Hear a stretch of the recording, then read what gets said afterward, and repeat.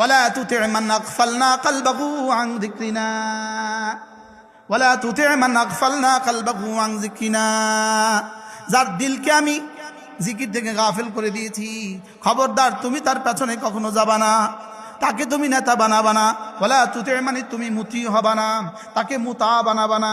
আল্লাহ, আর কি বাংলা কইতো নাকি না, আর কি বাংলা নেই কইতো?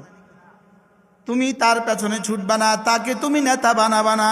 যে জিকির থেকে গাফেল, তাহলে যে জামাত থেকে গাফেল, যে নামাজ থেকে গাফেল, যে জিকির থেকে গাফেল, তাকে তুমি নেতা বানাবার কোনো সুযোগ নাই। এবার জি আসতে কইস কি? হ্যাঁ, তাহলে কোন মিটিংয়ে তুমি যাইবা এটাও কিন্তু এখানে আছে। যেই মিটিং তোমাকে নামাজ পড়তে বাধা দেয়, যেই মিটিংয়ে গেলে নামাজ পড়া যায় না, এই মিটিংয়ে তুমি যেও না। জি এবার আসতে, আবার আসতে। তাহলে এরকম মিটিং আসেনি দুনিয়াতে? হ্যাঁ আছে, আপনি কোন না, এরকম মিটিং আসেনি দুনিয়াতে? তাহলে যেই মিটিংয়ে গেলে কি নামাজ পড়া, এই মিটিংয়ে যাওয়া যাবে না, এই মিটিংয়ে যাওয়া যাবে না। আল্লাহ, যেই নেতা নামাজ পড়ে না, মাতে না। জিকিরের এক নাম্বার তর্জমা, জিকিরের অনেকগুলো তর্জমা আছে, জিকিরের এক নাম্বার তর্জমা হলো, জিকিরের এক নাম্বার তর্জমা কোরআন।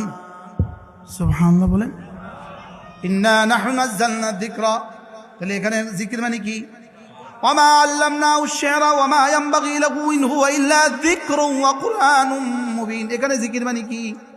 কোরআন। জিকির মানে কোরআন। এবার জিকির মানে নামাজ। ওয়ালা যিকরুল্লাহি আকবার, জিকির মানে নামাজ। আকিমিস সালাতা লিযিকরি, জিকির মানে নামাজ। এবার দেখেন জিকির মানে জুমআ, জিকির মানে কোরআন, জিকির মানে নামাজ।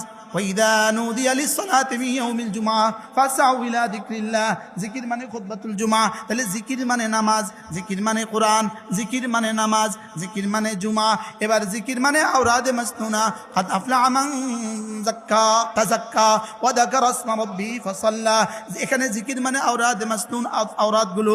এবার উযকুরুল্লাহ যিকরান কাসীরা, এখানে জিকির মানে যেই জিকির আমরা বুঝি। সুবহানাল্লাহ, আমি এক বাক্যে 2 পৃষ্ঠার কাজ করছি। এবার বলুন তো দেখি, কোনটা কোনটা বাদ দিলে জিকির হয়, আর জিকির বাদ দিলে কেমনে নেতা হয়? কোনটা বাদ দিলে জিকির হলো? আর তাহলে যে নেতা কোরআন কারীম পড়তে পারে না,